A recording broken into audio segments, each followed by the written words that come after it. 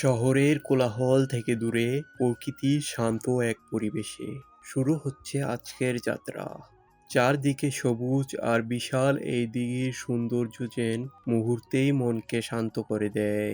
এদিকে নদীর বুক চিরে ধীরে ধীরে এগিয়ে আসছে মালবাহী দুটি ট্রলার। কীর্তিনাশা নদীর এই দৃশ্য এখানকার দৈনন্দিন জীবনের এক বাস্তব চিত্র তুলে ধরে।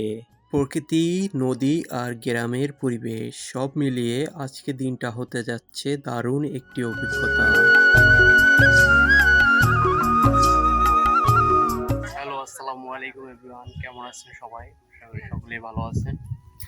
আজকে যে জায়গায় চলে আসলাম, এমন জায়গায় পিকনিক করতে আসছি যেটা একধারে হচ্ছে এরকম দিঘি, একধারে বড় জলাধারা বলতে পারেন, আর এক ধারে ওই দিকেই আছে বিরাট নদী, কীর্তিনাশা নদী বয়ে গেছে। আজকে এই খোলামেলা পরিবেশ, এই নদীর ধারে আমরা পিকনিক করতে আসছি।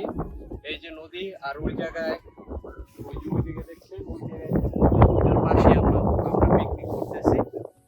আর আপনাদের দেখাবো এই খোলামেলা পরিবেশ, যে বাতাস, সেটা মুগ্ধ করার মতো।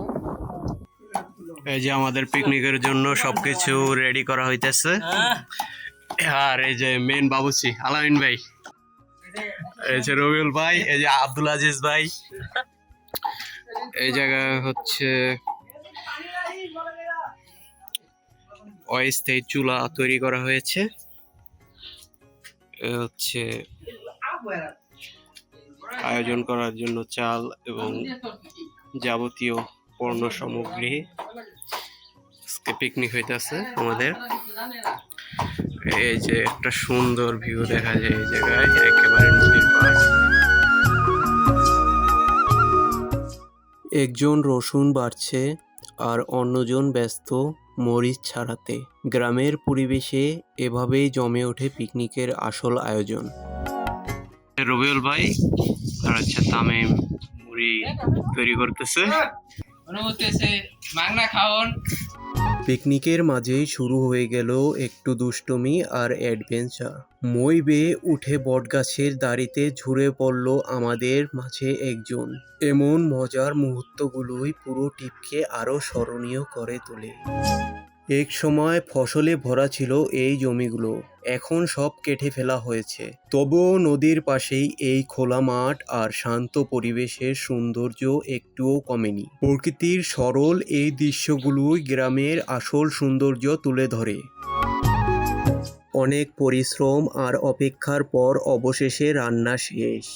গরম তেহারি আর সঙ্গে ফ্রেশ সালাদ, পুরো আয়োজন এখন একদম জমে গেছে।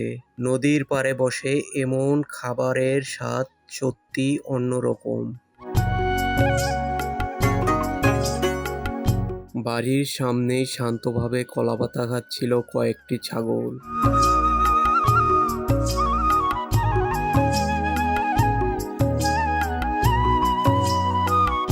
আর ঠিক পাশেই ছিল নদীর পাড়ে সুন্দর একটি গ্রামের বাড়ি, যেটা আমার ক্যামেরায় তুলে রাখলাম। খাওয়া দাওয়া আর আড্ডার পর শুরু হলো ফটো সেশন। স্মৃতিগুলো ক্যামেরায় বন্দি করে সবাই আবার বের হলাম চারপাশটা ঘুরে দেখতে। নদীর পাড়ে প্রতিটি মুহূর্ত তখন আরো উপভোগ্য হয়ে উঠেছিল। বন্ধুরা, এই মেঠো পথ ধরে হাঁটতে হাঁটতেই চলে আসলাম, চোখের সামনেই পড়লো এই পানের বট।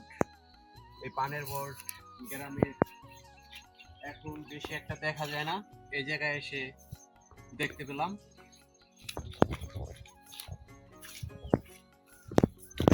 এখানে ভাবছিলাম যে এই জায়গায় ঢুকে আপনাদের দেখাবো, তবে তালা মারা, যে কারণে কাউকে দেখতে পাইনি, তাই আপনাদের দেখাতে পারলাম না। ভিতরটা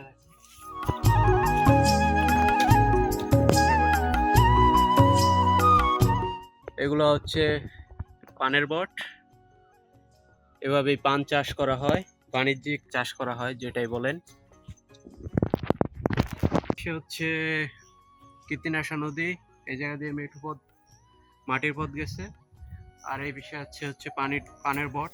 বাণিজ্যিকভাবে এটা চাষ করা হয়। এই জায়গায় অসংখ্য পরিমাণ পানের বট আছে, যে জায়গায় পান চাষ করা হয়। আর এই যে দেখতে পাচ্ছেন খেজুর গাছে খেজুর হয়েছে, এটা হচ্ছে দেশি খেজুর।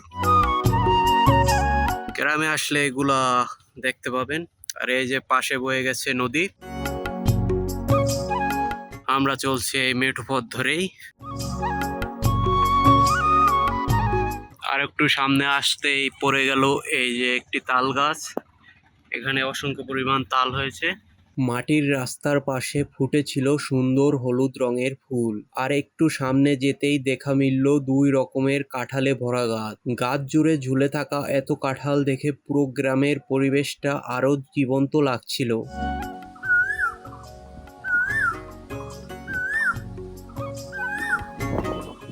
নদীর কিনারায় দাঁড়িয়ে প্রকৃতির মুহূর্তগুলো ক্যামেরায় ধরার চেষ্টা করেছিলাম। হয়তো শটটা একদম পারফেক্ট হয়নি, কিন্তু এই জায়গার অনুভূতি আর বাস্তব সৌন্দর্যই ছিল সবচেয়ে গুরুত্বপূর্ণ। প্রকৃতি, আড্ডা আর বন্ধুদের সাথে কাটানো সময়, এটাই ছিল আজকের ব্লগের সবচেয়ে গুরুত্বপূর্ণ অংশ। ভিডিওটি ভালো লাগলে লাইক, কমেন্ট এবং সাবস্ক্রাইব করতে ভুলবেন না। আবার দেখা হবে নতুন কোনো জায়গায়। MSK এক্সপ্লোরারের সাথেই থাকুন। আল্লাহ হাফেজ।